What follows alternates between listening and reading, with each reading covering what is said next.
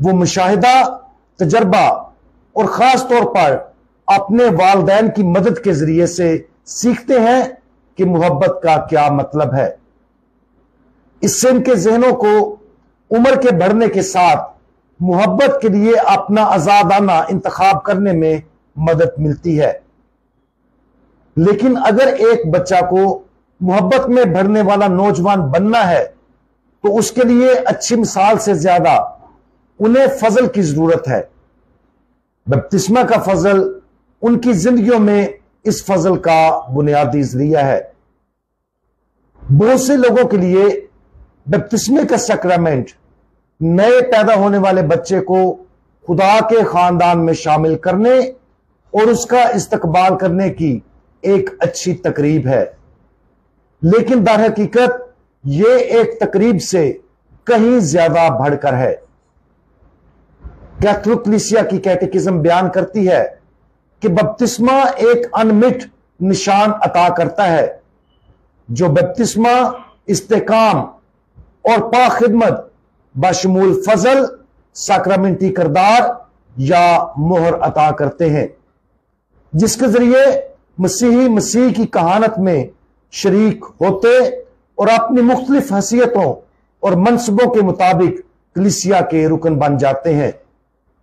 मसीह और कलीसिया की हैयत जो रूह कुदस के बायस बनती है, यह लाजवाल है और हर मसीही के लिए फजल मुस्बित इजहार, वादा और अल्लाही तोहफ़्फ़ की जमानत, इलाही परस्तश और कलीसिया की खिदमत की बुलाहट दायमन कायम रहती है। लिहाजा इन सैक्रामेंटों को कभी दोहराया नहीं जा सकता। दूसरे लफ्जों में बपतिस्मा किसी रूह को एक ऐसा तोहफा देता है जो कभी खत्म नहीं हो सकता, और यह तोहफा फजल का एक जारी रहने वाला जरिया बन जाता है।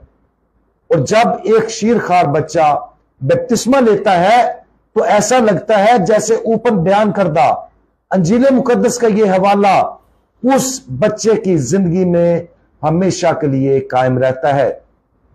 इस सैक्रामेंटी फजल की वजह से खुदावंद यीशु इस बपतिस्मा याफ्ता रूह से मुसलसल कहते हैं, मेरे पास आओ।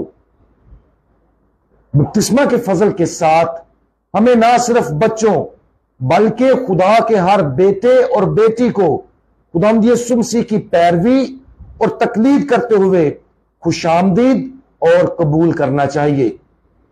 अगरचे शागिर्दों ने शुरू में बच्चों को खुदावंद यीशु मसीह के पास आने से रोकने की कोशिश की, लेकिन हमें शागिर्दों की तरह नहीं करना है।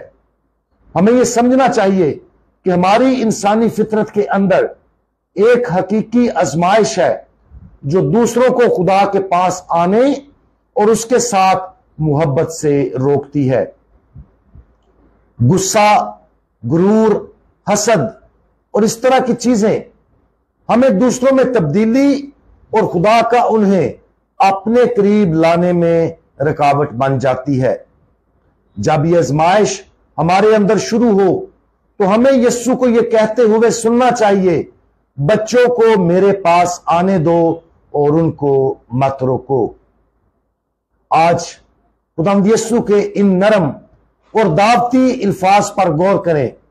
किसी ऐसे शख्स को जहन में रखने की कोशिश करें जिसे हम खुदावंद के पास आने से रोकने की कोशिश कर सकते हैं। क्या हम तमाम लोगों की पाकीज़गी चाहते हैं? क्या हमारी जिंदगी में कोई ऐसा है जिसे यीशु के पास आने, गले लग जाने और बरकत मिलने में हम उसकी हौसला अफजाई करने में मुश्किल महसूस करते हैं? खुदावंद यीशु के दिल को सामने रखकर देखें और दूसरों को गले लगाने को अपना फर्ज समझें, जैसा कि खुद खुदावंद यीशु मसीह ने बच्चों को गले लगाया था। जितना ज्यादा हम मसीह की मोहब्बत का आला बनेंगे, उतना ही हम रोजाना दूसरों को अता की गई बरकत खुदावंद की तरफ से जो उन्हें मिली हैं उनसे खुश होंगे।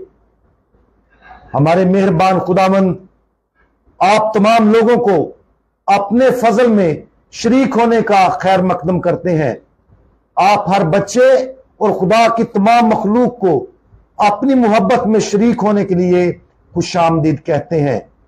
बराए करम हमारे लिए भी अपने इस खैर मकदम को बढ़ाएं और अपनी लामहदूद मोहब्बत के इस तोहफे को कबूल करने में हमारी मदद करें और दूसरों के लिए आपकी मोहब्बत का एक बेहतर जरिया बनने में हमारी मदद करें, ताकि जब दूसरे आपके पास आने की कोशिश करें तो हम उनकी राह में रुकावट ना बने। खुदावंद यीशु, हमारा भरोसा आप पर है। आमीन।